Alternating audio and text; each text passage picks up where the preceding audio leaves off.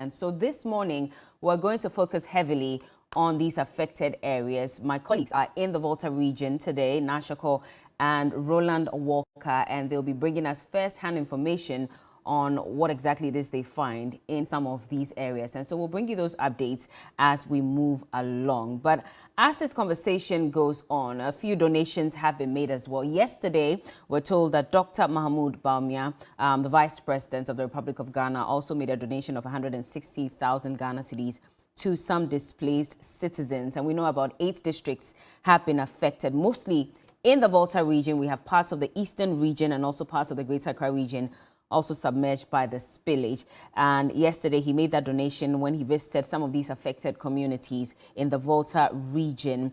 And well, beyond that, we've also heard from the Christian Council. Yesterday I saw a post where they were being thanked by the MP for North Tongue, Honorable Sam Okudzeto Ablakwa, for making a donation to some of the affected victims as well. A few other, people have made donations, but most importantly, beyond just making donations, do you think that we're at a point where we should declare a state of emergency? Former President John Dramani Mahama has asked for the declaration of a state of emergency. He posted this on his Facebook page yesterday. Let's quickly take a look at what he said. And he said that it is clear that the scope and scale of the flooding of communities along the Volta region is bigger than our crippled economy can bear. He continues to say that he recommends the government to declare a state of emergency in the affected areas and request relief assistance from our bilateral and multilateral partners immediately.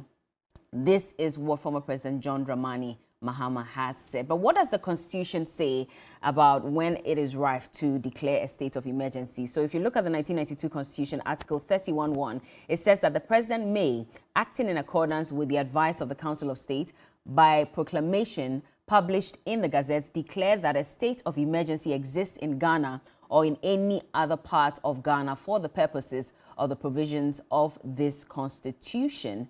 And it continues to say that notwithstanding, that's Article 31(2), notwithstanding any other provision of this article where a proclamation is published under Clause 1 of this article, the President shall place immediately before Parliament the facts and circumstances leading to the declaration of the state of emergency.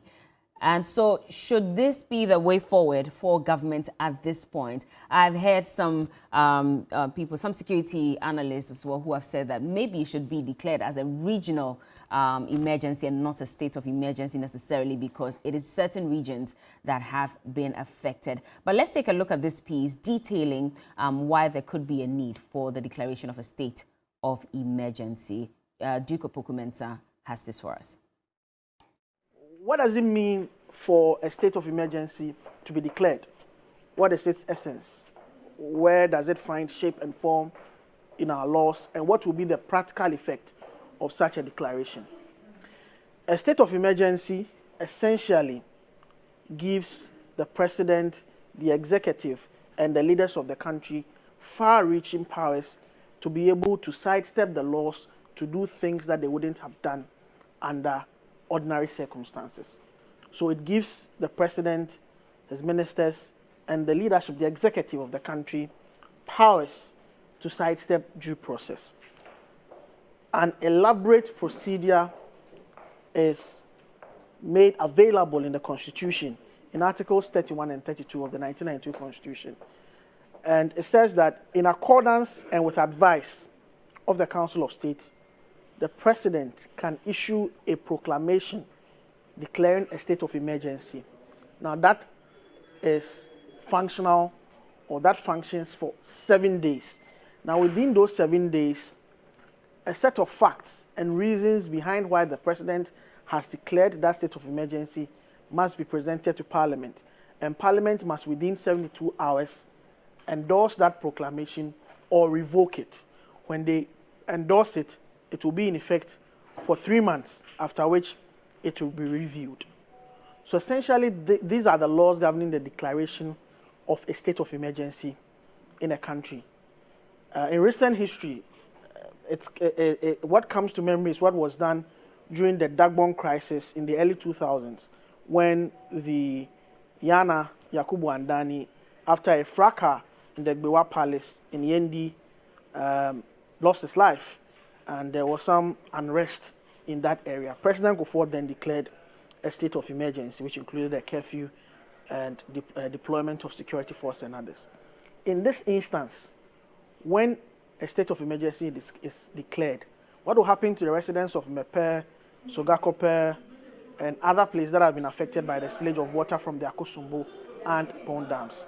For instance, there can be the deployment of military to the place to help them. So as if without the declaration of a state of emergency, the military cannot be deployed there. But with the state of emergency, government can spend more without recourse to parliament. Later on, that can be approved. Government can deploy more forces. Government can rechannel resources meant for other things into that area. And this state of emergency can be declared in a matter of a natural disaster or something, or public health emergency, or something that the country or the president or the executive acting in concert with the Council of State believes requires urgent national attention and therefore requires the suspension of certain laws to bring the might of the state in full force to resolve such an issue.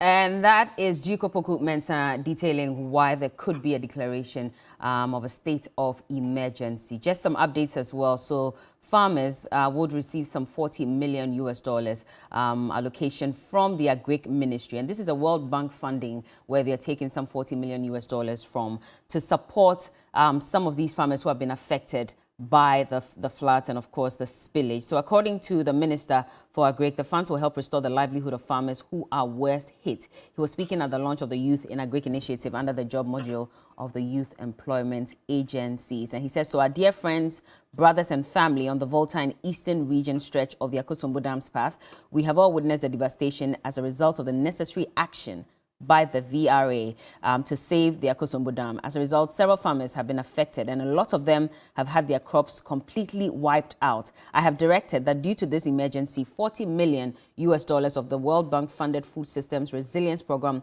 be restructured to restore farmers whose farms have been wiped out due to the necessary action. Again, states that due to the necessary action taken by the VRA to save us all. Here are three foundations. We're also receiving donations from all our viewers and well-wishers, and eventually we'll send them to the Volta region to donate to the affected communities and people involved as well. But let's cross over now to Mepe in the Volta region, where Roland Walker and Na Ashoko are on standby to ascertain the severity of the flooding.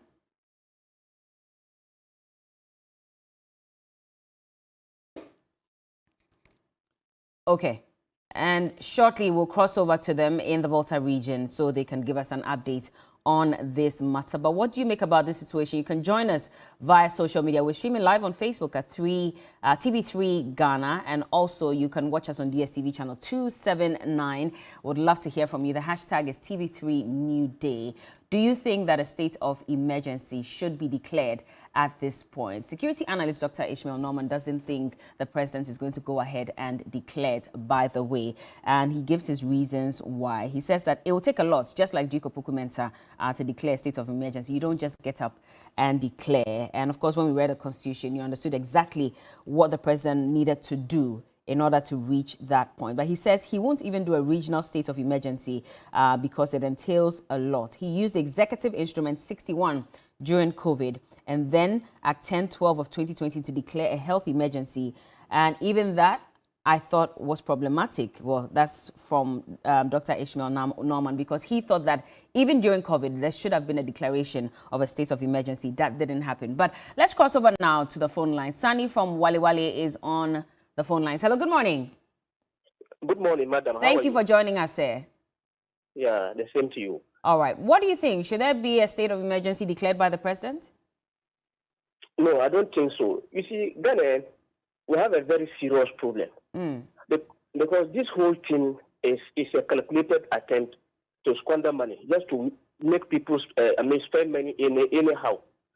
Because we could have avoided this thing. This water has not started gathering today. It has started about 4 or 5 months ago. And a state agency like the VRA should have been in the know. They should have collaborated, with the people who are able to focus about this thing. okay, and then started spilling the water by bit. But you just waited and everything is gathered.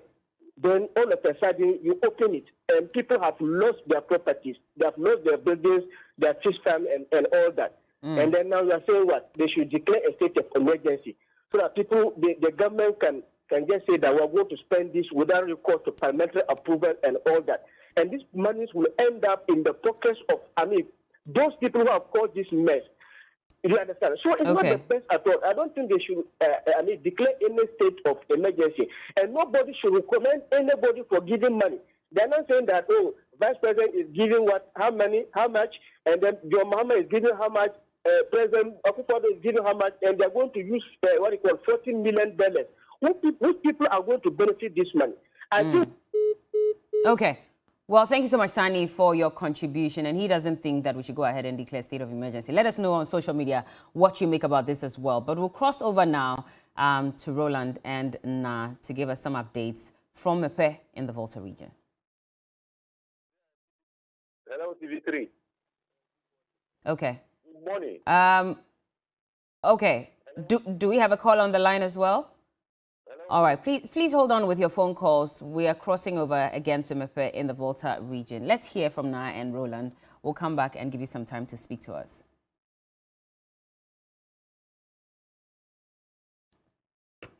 Okay.